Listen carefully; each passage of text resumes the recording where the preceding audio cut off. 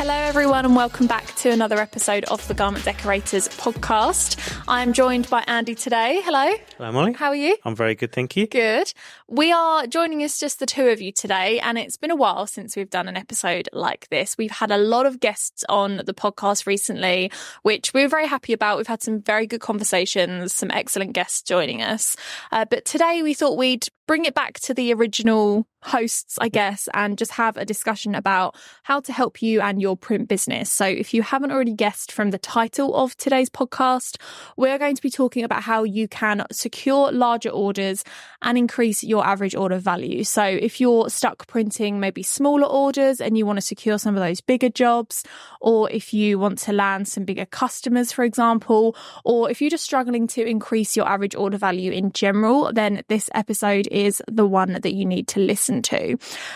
So I have a list of things that I think people can do, consider, and take action on that we're just going to run through today. Do you have anything to add before we get started? No, let's get stuck in. I know we've had a lot of questions on the lives, and people DMing us on Instagram and TikTok asking these sorts of questions. So I think it's a good time to get stuck into it. So the first one I want to talk about is bundling up products and services. Now, obviously, with your heat press, you can print a very wide variety of garments and accessories, and majority of the time, your customers are going to want to buy more than one particular item from you. So if they're buying T-shirts from you, where are they buying their sweatshirts from? Where are they buying the hoodies from? Do they need hats? Do they need any other form of apparel for their business? I think that's a good point, and that's the easiest way for people, especially in that first growth stage. The easiest way to grow your business is to grow your existing customers rather than always having to have new customers coming in. Mm-hmm.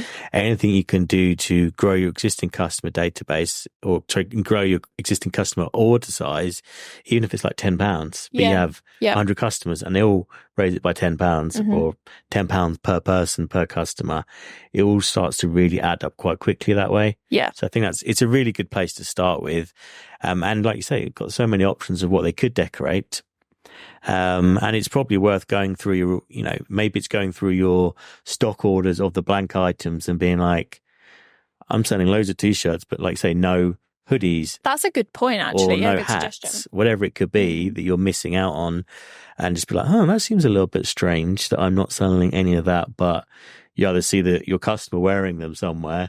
Or you're like, I didn't print those. or especially in the UK, you're guaranteed that no one's just going to be wearing T-shirts all day, especially if it's like corporate or workwear. I thought you were going to say like the weather at the moment, but that as well. Yeah, that's what I mean. He's like, it's nice today, but like 2 days ago it was horrible. Yeah, I think it has just started to rain as well, so we're not doing very well today. Then. You definitely need a hoodie. Every customer needs a hoodie then. Every customer needs a hoodie or a sweatshirt. And like the live video that I did recently about the workwear variety for local businesses, there's so many different types of businesses that all want different things as well. So it might be hoodies, it might be denim jackets, it might be high-vis options. It's not just a case of T-shirts and hoodies. So much to explore there if you want to increase your average order value. Yeah, and if if you're relatively new to dealing with the large orders, most customers or end users are going to be expecting you to offer that as an option anyway. Mm-hmm. And sometimes it's better to offer, not like everything. Don't want to be like one of those idiots on Hell's Kitchen where they've got 10 different menus, but you could offer rather than say just offer a T-shirt and a hoodie, it could be like you offer 6 items, mm-hmm. and then if you get a 4, you still increased it by a couple. That's a good point. It's a bit like the good, better, best, but it's like the small, medium, large packs. It's almost like the pricing, isn't it? I mean, we always recommend to go in strong with your pricing and don't deviate from it, because otherwise it shows that you are willing to drop it. Yeah. But if you always put the price above where you think you want it, if it does go down slightly, then you're still happy with where that outcome sits. Yeah. So bundle up products and services always goes down very well. Yep. The second one that we've got is highlight premium options. Now, we do offer a lot of premium finishes, special effect finishes. Even if you're just using our, I don't want to say standard, that's not the right word, but our classic heat transfers like the screen print, we still offer, neons and metallics with that. So there's so many different finishes that you can promote to your customers that will put your products ahead of your competitors and really make yours stand out and seem more expensive to them in a way. Yeah, and then you can play around with the different blank types to go with them as well. So we talk a lot about like how, it's not just the literally increasing the value sometimes. It could be that actually there's 10p difference in the two different t-shirts or jumpers, but it's also playing around with that perceived value of the product to go with it. We're not going to charge you any extra for a neon or metallic finish, but your customer will look at it and be like, that's probably, an extra £1 or £2 right there just by having a special finish. Yeah. Same with a lot of the blanks, like I say, it could be 50p, but it looks like it's £5 extra. Or adding the neck label in makes it seem, special that way. Yeah, and you can even, I know we say you charge more for special finishes in general, but you could even offer it as like a special add-on service, like offer your basic product, and then it's X amount more for that speciality finish, whether it be vinyl or transfers or whatever it is that you want to show. Okay, so building customer relationships, aka playing the long game. This one we talk about all the time. Customer relationships are very, very important. And I think the customers that will place the bigger orders with you eventually might test it first, maybe put a few smaller orders through. And I guess what I'm getting at with this one is you don't want to discount the smaller orders at the beginning because you don't know where they're going to end up. And if you nurture that relationship and I'm going to say hang on to your clients, but build that relationship over time, you build that element of trust with them. And they, similar to what you were saying about if people will use local, if they can use local, they will. If somebody's got that relationship with you, they're more likely to just automatically beeline for you for everything that they need.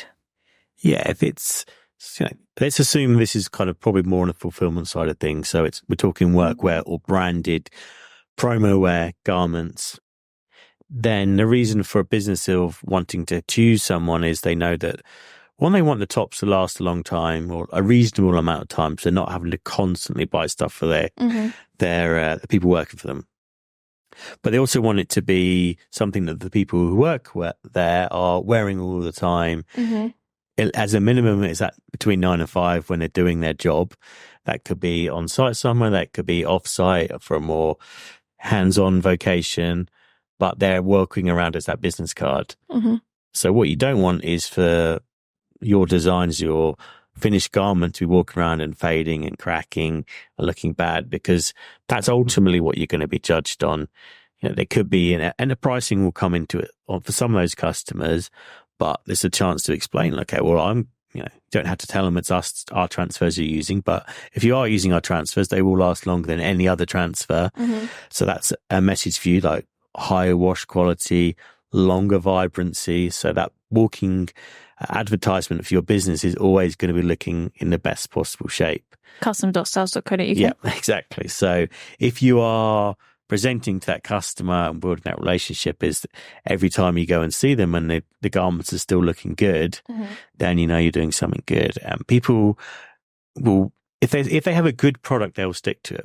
People tend to buy the same. It could be toothpaste, deodorant, whatever it might be. It's what you know and what you're comfortable with. What you're comfortable with. And once people want to feel comfortable with products, and you want them to develop a relationship with you to feel comfortable with your garment decorating.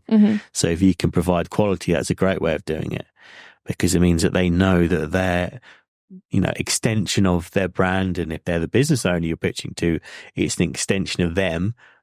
That way, if it always looks good, they're going to be happy and they'll want to keep coming back to you time after time after time. Exactly. You mentioned this one a second ago, the good, better, best option. I think this is important to touch on in this episode, because when you're offering your customers a tiered system of, in terms of when it comes to quality of apparel, I think that really helps with increasing your average order value as well. Because if you're offering somebody a good, better, best option, majority of people are going to go for the middle range, right? Like 9 times out of 10. But if you don't offer them those options, they'll probably look for the price point of the cheapest one. So even though in their heads they think they're going for the more cost-effective option in the middle, they're probably still purchasing one up from what they were before, if that makes sense. That makes sense, yeah. Yeah, I think it's always best offer, good, better, best, because you don't want to give them too many options. That's why like 3s are always quite helpful. Like if you offer too many, you're just going to pick yourself in trouble. Yeah, your catalogue will start to get really big. Your stock will start to get really big, And it's, it shows that you know more about the products as well. That way, if you say, which one of these 10 do you want? They're like, the customer might look at you and be like, well, shouldn't you tell me? Mm-hmm. But if you can narrow it down to 1, 2, and 3, and you explain, this is why I've offered it to you, here's everything you need to know about the products, it's a lot easier to understand and really gain the knowledge of the product, the thread, the GSM of the cotton, and all that sort of really interesting detail that you can then pass on. Yeah. But that way, it makes it easier for the customer as well to actually pick something. Yeah. If you just say, what do you want? They'll be like, I don't know. I don't know. I also think it gives the customer confidence in you as a printer that you, like you said, you know what you're talking about, as well as making it easier for them. Which when you are dealing with those slightly bigger customers, or you're trying to increase the order that customer is purchasing, that always comes in handy if they trust you can complete the job well. Cycling back round to what we said before very briefly about pricing, I want to touch on how you get your pricing across to your customer. So I said previously that if you are going to deliver a price, deliver it with confidence and don't deviate. Because I think the second that you go in with the price, say you go in with, this t-shirt's £20. If you sit there in silence and the customer is sort of looking at you, considering it, and you straight away go, oh, but I might be able to do it for 18, or I might be able to do it for 17, or, this is the lowest I can go, that customer is immediately going to think that you can drop your price, and you will. But if you go in and say, this is the price, and be happy to walk away from it, you're more likely to get what you want profit-wise from that item, because they're like, okay, well, that's the price. Like, you don't walk into a retail store and be like, oh, I'm not so sure about that. I'm just going to, pay £3 or £4 less per item. The price is the price, right? Yeah. Yeah, I think that's a really good point. It's not just your offering, it's your presentation of the offering. Your delivery, yeah. Yeah. So that's something that a lot of more experienced people would do with these customers, and chances are that your customer could be experienced enough to do it. But essentially it comes down to controlling the pace of the conversation. If you're doing it in person or via video, maybe if it's kind of like eye contact to eye contact, there's a real power in controlling the science, so controlling the silence. It is a science, though. Yeah, it is a science, yeah. But if you don't do what I just said, then say every time you are in this conversation with your customer and you're trying to talk about price, never say You want to say because you're thinking, I'm trying to stall for time. They know they want to discount. I don't want to offer them one, and you kind of go and anything. Instead of saying just say nothing. Just pause. It's more intelligent to say nothing than to in any form of life. In any form of life, not just in price delivery, but in any form, in podcast form as well. If you're talking to a customer, you're having a conversation about price, you can control that conversation by owning that silence. If you're comfortable in it, they're more likely to crack under than you are. You perhaps slow down your cadence of the way you're talking a bit as well. So don't rush and be like, well, we could do this, we could do that, we could do this, we could do that. Yeah. Because it makes you sound less professional, shows you're nervous. Yeah. They'll think, oh, great, I can get a good deal out of this person. Yeah. But if you're calm and cool and professional, take your time, you can control the conversation more. Perhaps something that might be worth investigating for people who are looking to pitch, especially if it's your first time pitching, maybe go and watch videos of how to present to an audience, because you might find that actually that could be one of the most important things you do. Yeah, is how you actually go in there and have that conversation with people. I mean, God knows how many YouTube videos there must be on that particular subject, but I know there's a lot. Well, I mean, along the similar lines, I was actually going back through this morning watching some of our very, very old YouTube videos, like the first ones that we ever posted. And I said to you just afterwards, I was like, we've changed so much in what we put out now as to what we did before, and it's the same thing. We've learned and come on in how we present things, and similarly with the podcast, how we spoke on the podcast 2 years ago isn't the same as how we speak now. I like to think for the better, but it's the same thing with customers, isn't it? The first time that you do it, it might not be perfect, but if you go in there armed with a few things up your sleeve that you've learnt from YouTube videos, from other people that run their own businesses, things like that, then it's going to be better than you just going in there with nothing at all.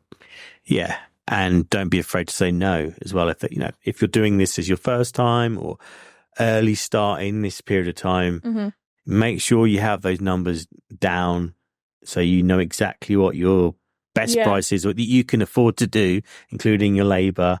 There is nothing wrong with saying no to the jobs. I saw that print guy friend Matt talking about this on TikTok the other day about how it's very good to say no. I think he just said no to a customer because they had a ridiculous demand.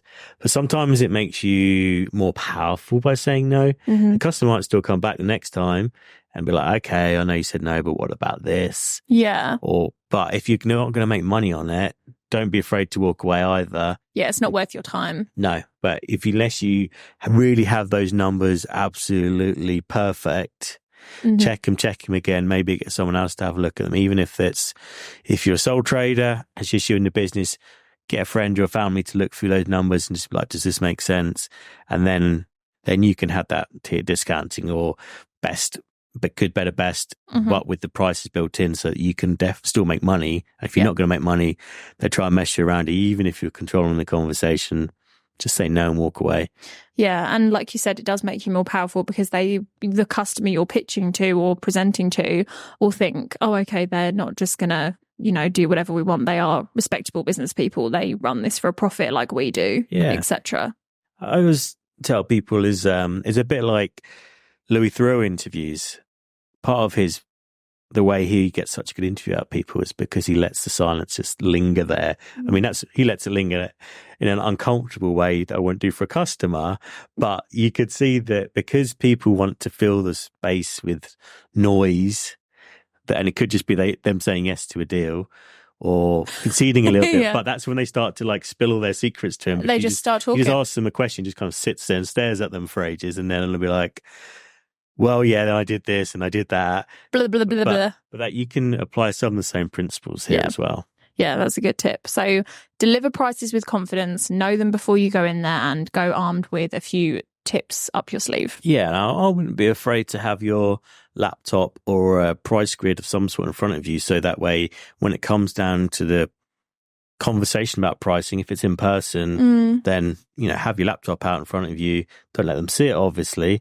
And talk through the numbers. And if they say, what about this, what about this, or you'll have a grid maybe of here's what I'm comfortable going down to. Yeah. Try not to get to that point. Like if you want to order 10, 20, 30, or this is the lowest I can afford to go with my profit range, blah, blah, blah. And if you're on the phone, or Zoom or Teams call about it, then have a second screen with your spreadsheet open in front of you, so you know exactly what your prices are. If you're doing a virtual call for this pitch, then there's no excuses for not having all your prices in front of you. No, and at this point in your business, you should know what price your lowest is in order to still make a profit on the job. Yeah. Because 6 months or a year's worth of taking print orders, you're going to know which ones make you money and which ones you do for too little. And, that's where the most important thing about where people are growing is that they lose money because they're over discounting. And that's not good for their business because obviously they're not going to make a profit. We've seen plenty of companies come and go because they've not priced appropriately and it means that they've not been making money from their orders. Yeah. Or if you discount too much or discount all the time, people just assume you're going to discount. You become a discounting person. That's how they think of you. And the second that you put your price up at full price, they're like, oh, I won't do that. They're going to offer a discount soon. They know exactly. They know there's going to be an email or they're going to phone you up and be like, okay, what if I did this? It's almost a form of desperation, isn't it? If you're desperate for the sale, you will drop your price at some point and they'll clock onto that. But if you make sure you pitch your business in the right way, explain the quality, explain how you differentiate from others, that way you can justify the pricing that way. Yeah. And the less that you discount your prices, the higher your average order will be because you're not going to be knocking pounds off of each garment that you produce. Okay, the next one is target local businesses. Now, in terms of this kind of merges into the next one as well with target corporate clients. And the reason I wanted to talk about this one is because if you're trying to secure bigger print jobs and you want to make more money every time somebody sends an order through, if your current clients don't have the scale or the capacity to offer you those jobs, then you need to look elsewhere for it. You need to be going after clients that have got employees that need apparel, that have, I don't know, customers that will buy merch or something along those lines. You can't rely on small companies to increase your growth, because yes, they might grow as you grow, and that's fantastic if you're, both helping each other out. But if you're in a position to target slightly more corporate clients, especially within your local area, I think that's something that people need to consider, is the scale that their customers have, not just the scale that they are able to produce. I think a lot of people like to buy local if they can, at any size of business, really. So I think if they can buy their 100 or 200 or whatever it may be from someone locally, there's a kind of a nice peace of mind about doing that. Anyway, there's like a kind of ethical value attached to that, which helps. But it also gives you a competitive advantage. I mean, we're in the UK, so it doesn't really matter as much. You can ship everything same day or next day sometimes. But if there is an emergency and they need you to print something and deliver it by lunchtime, then it puts you in a strong position to do so, to be able to help them out if it's appropriate. It's not going to interrupt you failing something else, but you could put yourself in a strong position that way to be the local printer of businesses like that. Yeah. And local businesses tend to talk as well, which then gives you nice word of mouth business as well. So one bigger business do it, they might be at a local community business meeting where they might be talking about, I got this done by Molly. She did this from there. Oh, great. I might give her a call. I've got these, I need 10 new jackets and 20 new hoodies. Maybe she could do that for me. People like to support each other locally, become strong reach that way, because you might be something you can do reciprocal for one of these businesses. Perhaps they have an offering. You go, actually, have you thought about going to see Molly about whatever it could be, anything that's unrelated to garment decorating, but that's what their business does. Yeah.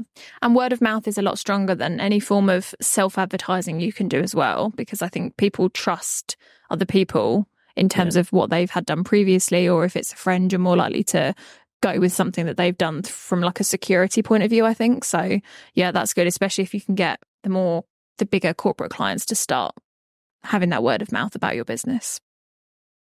Okay, the next one is introduce subscription plans. This one I think is really important, because if you can, say for example, the corporate clients we were just talking about, if they do have employees or they have merch that needs turning over on a monthly basis, that's going to be a regular thing. And if you can offer them, say on the first of each month or every other month, depending on how frequently they need the items, I will give you this, this and this. And if you secure or sign a contract for a year with me or something like that, I'll give you this much discount over that period of time. The client thinks that they're getting a discount, or they are getting a bit of a discount, which is a bonus for them. They don't have to think about ordering the stuff that they need every month. It's revenue already in your pocket before the month even begins that is coming in. So it's probably not something that's suitable for every customer in your database, but it would definitely be suitable for a certain type of business. Yeah, I think the most important thing there probably is to make sure that if that's something you're going to offer, that it is done through a web page, so that it's not just a case of, are you going to buy this every month?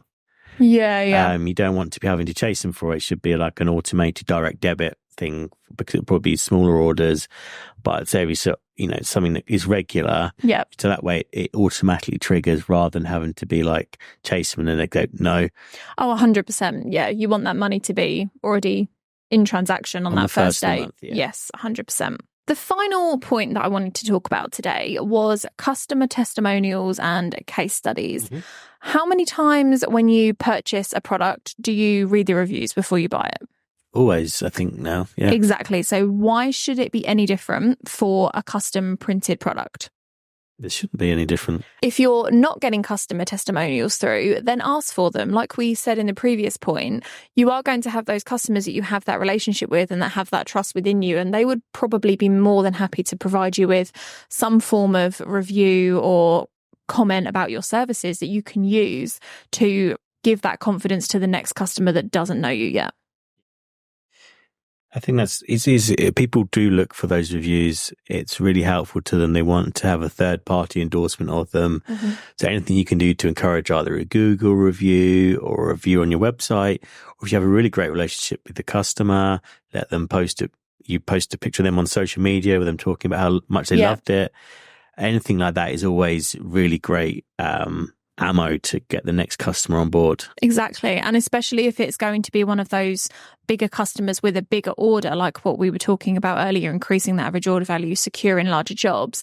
If those customers are going to be placing that bigger order with you, they want more of a security and more confidence that you are the right person for the job.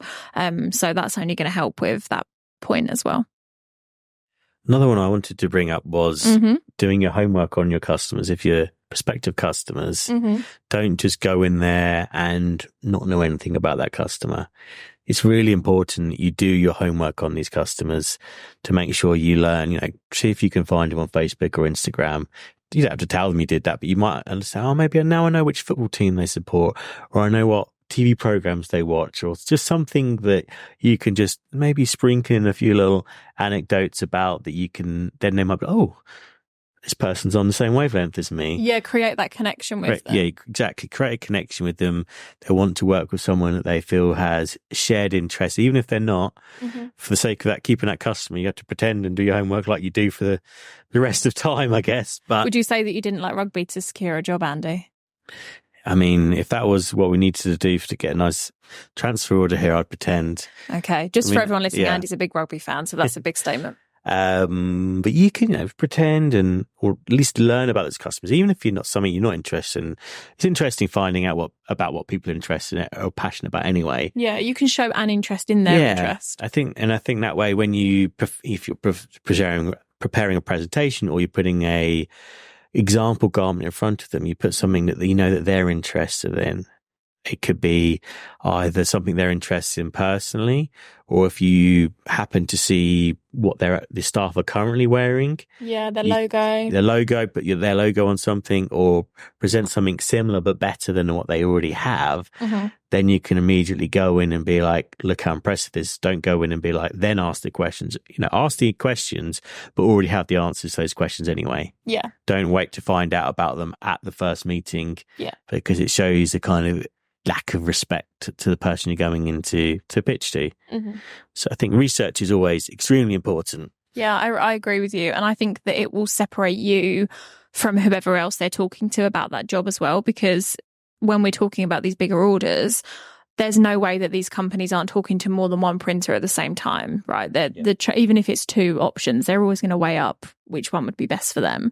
And I think if you're the person out of the two meetings, even if your pricing was the same, your quality was the same, that this personal aspect will give you that edge over the competitor that will probably secure you that job, even if everything else was the same. Or, even if your competitors, it shouldn't be if you're using Styles products, but if your competitor product is slightly better than yours, they might still choose you and your company because of that connection, because of that trust element.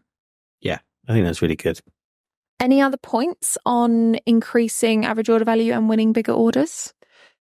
I think just keep it simple, really. It's know your prices. Number one is the most important thing. If you don't know your prices inside out, you're not going to last very long, unless circumstances or any other, really, to be honest. Yeah.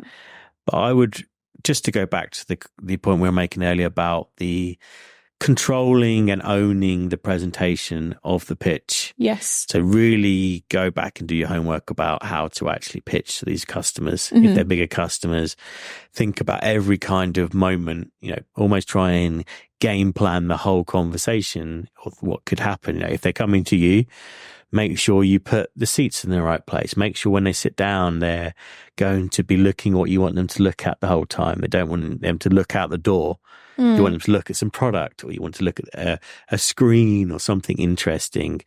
Think about every little detail when they come in. What cups are you serving them tea or coffee in? Have you got tea or coffee? That's another important thing to think about. Where if you're going to them, maybe make sure you know how long it takes to go there. If it's your first pitch meeting like that, I would do a drive-by if it's not too far away, just to make sure I know exactly how long it takes to get there, where there is to park, what the building looks like. If it's a bit further, arrive early and find a coffee shop and know that you're 2 minutes around the corner. Exactly, yeah. Think about every kind of micro transactional part of the pitch that you're going to be in and how you might be able to control that or improve it. Even if it's just little things like, have you folded your t-shirts and hoodies that you're taking into the meeting? Do they look pristine? Have you run a lint roller over them to make sure there's no fluff on them? Have you, cleaned your trainers or your shoes that you're going in with them? Maybe even like clearing any junk out of your car in case they happen to bump into you or leave at the same time and they're like, oh, they don't take very good care of themselves. That's a very good point. And I think the only other thing that I would say is to really make sure you're talking to the right people. Okay. So in terms of who has the power to say yes to the job. You need to think about who has the power to say yes to the job is one thing, because ultimately you want to make sure the ultimate decision maker is sticking it and saying, yes, they like you. On board, yeah. But you need to make sure who is the driver of this situation. So in most of the people listening, it's probably going to be the person who's perhaps phoning up to get the order, or it's going to be the person wearing it. Chances are the person who's going to tick it off and sign it, if let's say it's the business owner, unless they care passionately about how their staff are dressed, they probably, it's not that they don't care, but it might not necessarily be the most pressing thing to them. If they're not going to be the ones wearing it, it is probably just another thing to tick off the list for the day for them. Yeah. Make sure staff have. So you want to make sure the people driving the conversation about what the staff wear are in your conversation. So it's something that I got taught a long time ago from a previous company. So I used to be marketing product design software, and the salesperson, sales manager, would always say, the person who's going to pay, let's say, £7,000-10,000 for some software is not the same person who's using it. Yeah. So you need to make sure, if you're going to go and see a customer, can I have a look around the factory? Can I see what everyone's up to? And then, you go and find out, or at least find out who the decision maker is, or who's going to make the most noise to get your job, push for this product or push for this new staffware to be done. You need to make sure that you speak to them and make a good impression on them as well, because they're going to be like, I really liked Molly when she came in. I think we should use her. Or that product that Molly brought in was way better than the other company's product. We should have that. Yeah, the people that are going to be wearing it are going to have more passion and more of an opinion about what they want to wear, and they're more likely to push the person who ultimately signs the deal. The business owner is going to want to keep them happy, so you should want to keep them happy, and make sure that and perhaps, as you check in throughout the year, they're also a person you check in with out throughout the year as well. So you keep them happy, keep them on side. They're going to keep pushing for you to be the one providing more and more stuff, or you change from, you get the job in the summer, it changes to the winter, now they need winter stuff. They're going to keep driving that on. So make sure you're speaking to the person who's going to pay for it, but also who's the actual decision maker or the decision influencer, perhaps that's the best way to say it. I think both decision maker and decision influencer. Without the influencer, the pitch could be useless. Yeah, because like you say, that person's not, or may not be wearing the actual end product. Yeah. I think that's a very good note to finish on. Thank you very much for that, Andy.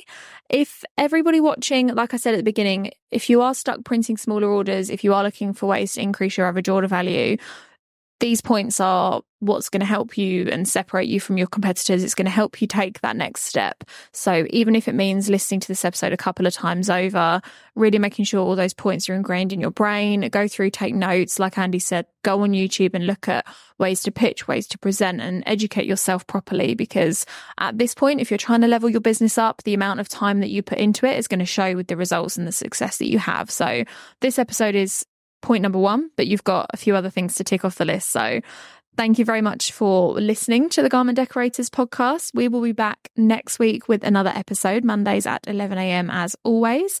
We are on season 13 now. We're coming up to our 100th podcast episode. Can you believe that? It's crazy. It's been a lot of podcast episodes we've recorded.